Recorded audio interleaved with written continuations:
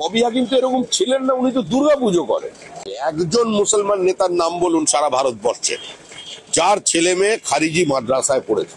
হাকিমদের রাজনীতি মুসলমানকে মুসলমান বানিয়ে রাখার রাজনীতি, মুসলমানকে মনুষ্যত্বের মর্যাদা না দিয়ে তাদের ভোটার বানিয়ে রাখার রাজনীতি। সংখ্যালঘু ভোট পাওয়ার জন্য কোনো আবেদন করিনি। দলের রাজ্য সভাপতির দায়িত্ব পাওয়ার পর থেকেই মুসলিম ভোট ব্যাংককে কাছে টানতে চেষ্টা চালিয়ে যাচ্ছেন শ্রমিক ভট্টাচার্য। রাজ্যের মুসলিম সমাজের পশ্চাৎপদতার জন্য ভোট ব্যাংকের রাজনীতিকে দায়ী করে সরব হয়েছেন তিনি। এবার তৃণমূলের বিরুদ্ধে মুসলিম আবেগ নিয়ে রাজনীতি করার অভিযোগ তুললেন তিনি। রাজ্যের মুসলিম সমাজকে প্রশ্ন করলেন, দেশের কোন মুসলিম নেতা ছেলে মেয়েকে মাদ্রাসায় পড়তে পাঠিয়েছেন? এমনকি রাজ্যের মন্ত্রী ফিরহাদ হাকিমকে নামাজি হিন্দু বলে উল্লেখ করেন তিনি। দেখুন, আমি তো সংখ্যালঘু ভোট পাওয়ার জন্য কোনো আবেদন করিনি। ববি হাকিমদের রাজনীতি মুসলমানকে মুসলমান বানিয়ে রাখার রাজনীতি, মুসলমানকে মনুষ্যত্বের মর্যাদা না দিয়ে তাদের ভোটার বানিয়ে রাখার রাজনীতি। আমরা বলেছি যদি মুসলিম ভাইরা আমাদের ভোট নাও দেন তাহলেও আমরা পশ্চিমবঙ্গের তৃণমূল কংগ্রেসের বিসর্জন ঘটিয়ে দেবো। কিন্তু মুসলমানদের চিন্তা করতে বলেছি এটাই যে ববি হাকিমের মেয়েরা কোন কলেজে পড়েছে, কোন স্কুলে পড়েছে।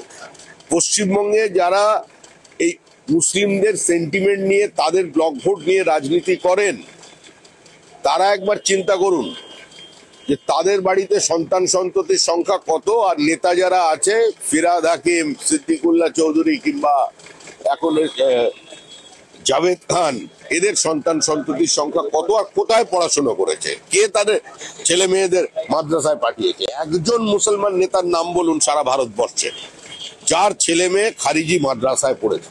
সুতরাং ভোটের সময় তাদের কথা মনে পড়বে, ভোটের সময় মাথায় ফেজ টুপি পরে তারা পৌঁছে যাবে, চলবে না। আর ববি হাকিম তো এরকম ছিলেন না, উনি তো দুর্গাপুজো করেন, উনি তো নামাজি হিন্দু ছিলেন। আমি তো ববি হাকিমকে জানি নামাজি হিন্দু বলে। উনি এত বড় দুর্গাপুজো করেন, আবার তারই সঙ্গে এরকম ধর্মপ্রাণ একজন মুসলমান, ওর এরকম পরিবর্তন হচ্ছে কেন?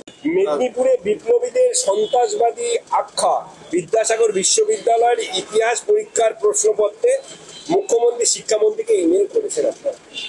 দেখুন, এটা মুখ্যমন্ত্রী যে রাজনৈতিক দলের গর্ভ থেকে তার দলের জন্ম দিয়েছেন, সেই কংগ্রেস কার্যত ওই ব্রিটিশের শেখানো কথা বিপ্লবীদের চিরকাল সন্ত্রাসবাদী মনে করে এসেছে।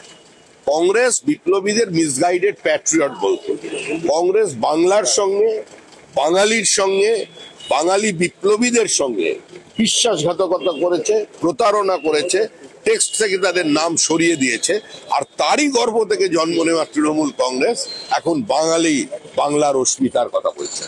Bureau report, ND Bangla news.